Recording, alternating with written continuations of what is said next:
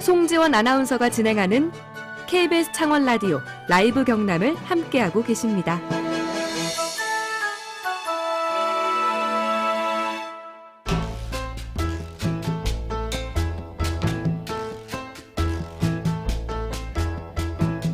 지역에서 발견하는 세상 이야기를 함께 나눕니다. 김태훈의 썰.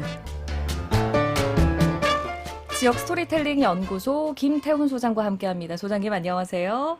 네, 안녕하세요. 네, 오늘의 퀴즈부터 소장님이 한 번 더 소개해 주세요. 네, 드라마 이상한 변호사 우영우에 나와서 전국적으로 화제가 된 창원의 이 나무를 문화재청이 국가지정문화재인 천연기념물로 지정 예고했습니다. 이것은 무엇일까요? 1번 팽나무, 2번 팽수, 3번 소나무, 4번 아낌없이 주는 나무. 샵 2891로 보내시면 됩니다. 대산면에 있는 창원의 이 나무 천연기념물 지정 예고됐습니다. 팽나무, 팽수, 소나무, 아낌없이 주는 나무 넷 중에 하나 골라서 샵 2891번으로 보내주시면 됩니다. 오늘 소장님께서 풀어주실 썰 주제도 퀴즈 정답과 관련이 있지요? 네, 이번에 드라마에서 나온 제3면 동부마을의 팽나무 이 천연기념물로 지정 예고되지 않았습니까? 네. 그래서 천연기념물과 나무 이야기를 좀 해볼까 합니다. 그러니까 드라마 힘이 진짜 대단한 것 같아요. 근데 동부마을 팽나무 말고도 또 함께 지정 예고된 팽나무도 있다면서요?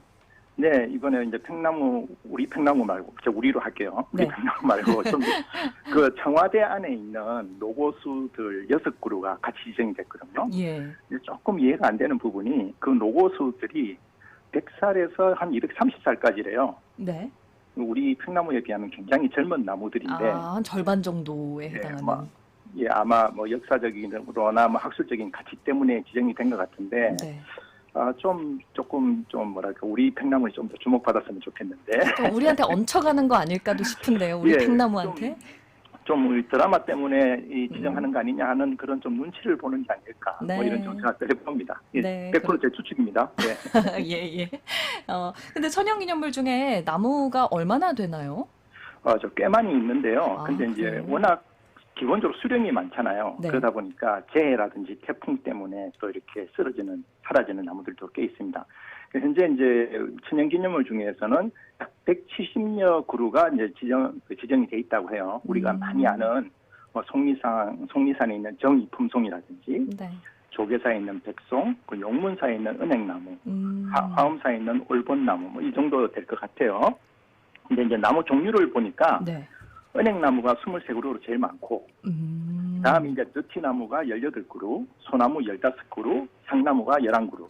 그다음 팽나무 같은 경우는 이번에 동굴마을에 팽나무 빼고 딱 2그루가 있습니다. 그러니까 이번이 세 번째인 거잖아요. 예, 이번에 세 번째인데 이제 경북 예천 금남리에 있는 황목근이라고 하는 나무, 그다음에 전북 고창 수동리 팽나무 이렇게 있는데 제가 또 사진을 받지 않겠습니까? 네.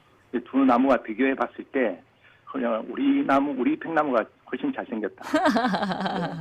팔이 너무 안으로 굽는 거 아닙니까, 우리 소장님? 제 느낌에는 네. 그 앞에 선배 두 팽나무 같은 경우는 약간 네. 유도 선수를 보는 듯한 느낌, 체형이. 예. 그다음에 이제 동부마을의 우리 팽나무는 약간 좀 배구 선수 같은. 약간 늘씬하고 길쭉한 느낌이 있다는 거죠. 그러면서도 체격을 딱 갖추고 있는. 우리 너무 좋은 것 같아요. 맞아요. 천연기념물썰 풀어주신다고 했으니까. 네네. 근본적인 질문을 한번 드려볼게요. 네. 이 천연기념물은 언제부터 왜 어떻게 지정이 되기 시작했던 거예요? 일단 그 개념부터 좀 말씀을 드리면 이 천연기념물이라는 개념이 1800년도에 독일 프로이센 출신의 과학자 알렉산더 폰 훔볼트가 처음 사용한 걸로 되어 있습니다. 이 사람이 남아메리카를 탐험하다가 베네수엘라 북부의 자기나무 로고스를 보고 감동을 받아가지고 그때 이제 자연의 기념물이라고 하는 표현을 처음 썼다고 합니다. 근데 이제 뭐 꼭 그런 게 중요하기보다는 네. 이게 동서양을 막론하고 사람들은 오래전부터 숲과 나무를 숭배했다는 게 더 중요한 것 같아요. 그렇죠. 예, 그 숲 속에 정령이 살고 있고 또 이렇게 사람보다 훨씬 키 큰 나무를 보면서 뭔가 하늘과 이어져 있다는 그런 느낌을 많이 받지 않습니까? 우리를 지켜줄 것이다라고 생각을 예. 했고요. 항상 이렇게 인류가 소중하게 생각하다가 이제 20세기 들어오면서 산업이 발달되고 도시가 확대되면서 자연이 막 파괴되기 시작하는 거죠. 그러다가 그러면 우리가 이 시대에 최소한 이 나무, 이 숲은 지켜야 되지 않겠나 하는 정서가 밑받침이 돼서 천연기념물이라는 제도가 만들어진 것 같아요. 네. 근데 이제 우리나라 같은 경우는 이제 그렇게 자연스럽게 왔다기보다는 이제 일제시대 때 조선 총독부에 의해서 천연기념물 제도가 도입이 됩니다. 그게 이제 1933년인데요. 물론 이제 일본을 통해서 와서 좀 기분은 나쁘지만 그 일본도 자기들이 게 아니라 유럽에서 가져온 거니까 네. 뭐 그렇게 기분 나빠할 것까지는 없을 것 그쵸, 같고요. 그쵸. 예, 그래서 이제 최초 이름이 조선 보물 고적 명승 천연기념물 보존령입니다. 기대요. 조선 예, 보물 기죠. 고적 명승. 예, 다양하게 이제 보존을 하면서 그중에 천연기념물을 넣은 거죠. 예, 예. 그리고 이제 1934년도에 천연기념물 1호로 경북 달성 측백수림, 2호가 경남 합천의 백조 도래지, 3호가 평안남도 맹산 만주 흑송수림 이렇게 3건이었는데 네. 1호는 아직도 유지가 되고 있습니다. 달성의 측백수림이요. 지금은 대구가 돼 있죠. 대구 네. 달성이 돼 있고 2호는 이제 환경정이 파괴되면서 백조들이 더 이상 안 오다 보니까 이거는 이제 없어졌고 합천인데 그다음에 그죠. 예. 그 3호는 이제 북한이다 보니까 이제 폐지가 된 상황입니다. 그럼 조선과 대한제국 시대에는 천연기념물을 보호하려는 뭐 제도적인 노력이랄까 이런 건 일절 없었나요? 그건 이제 사실 천연기념물이라는 게 아까 말씀드린 것처럼 상대적인 개념이거든요. 이게 산업화와 근대화 때문에 훼손될 위기에 처했기 때문에 그런 제도가 나온 건데 그 근대화 이전에는 그런 노력을 굳이 할 필요가 없었다고 보는 게 더 정확하지 않을까 싶습니다. 제가 이제 자료를 찾다 보니까 네. 일제시대가 이제 1910년부터 경수국치부터 시작되잖아요. 그때부터 이제 일제가 방대하게 우리 조선에 있는 다양한 자원들을 조사를 합니다. 그 중에서 이제 일본 산림회라는 곳이 조선에 들어와서 우리나라에 있는 나무들, 숲을 다 조사를 하거든요. 네.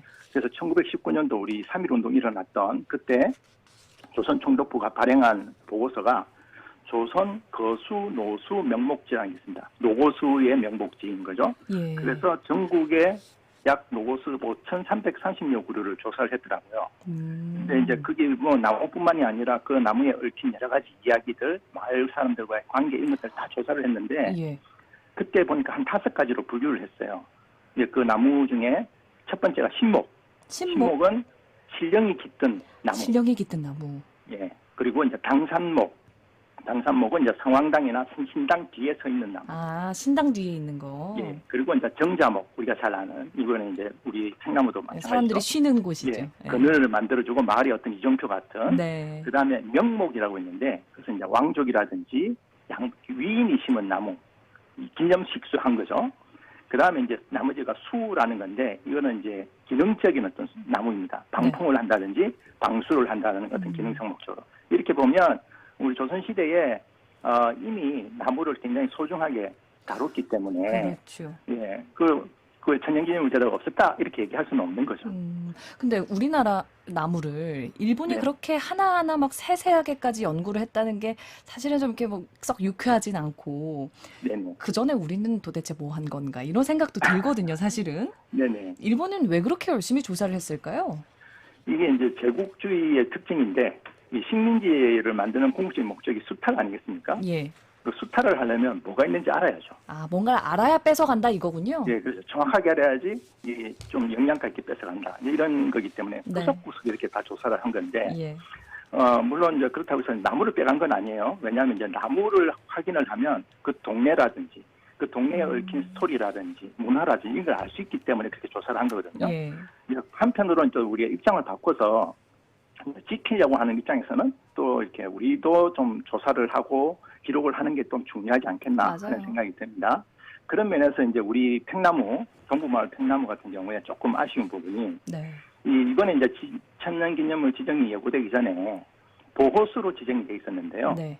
보호수로 지정된 게 별로 오래 안 됐어요. 이게 2015년도에 보호수로 지정이 되거든요. 10년도 채 안 됐네요. 예, 그것도 이제 시가 조사를 해서 한 게 아니라 우리 지역의 나무 전문가 중에 이제 박정기 선생님이라고 계십니다. 그분이 이제 자발적으로 자의로 이제 지역의 노고수를 다 조사하다가 이 나무를 발견을 하시고 기록을 하고 보고를 한 거죠. 네. 그게 이제 그해 창원시가 받아들여가지고 보호수로 이제 지정을 한 겁니다. 그런 면에서는 또 우리 지역에 있는 자원들 우리 스스로 또 열심히 좀 조사하면 좋지 않겠나 싶습니다. 네, 맞습니다. 오늘 말씀도 잘 들었습니다. 소장님 고맙습니다. 네, 감사합니다. 지역 스토리텔링 연구소 김태훈 소장이었습니다.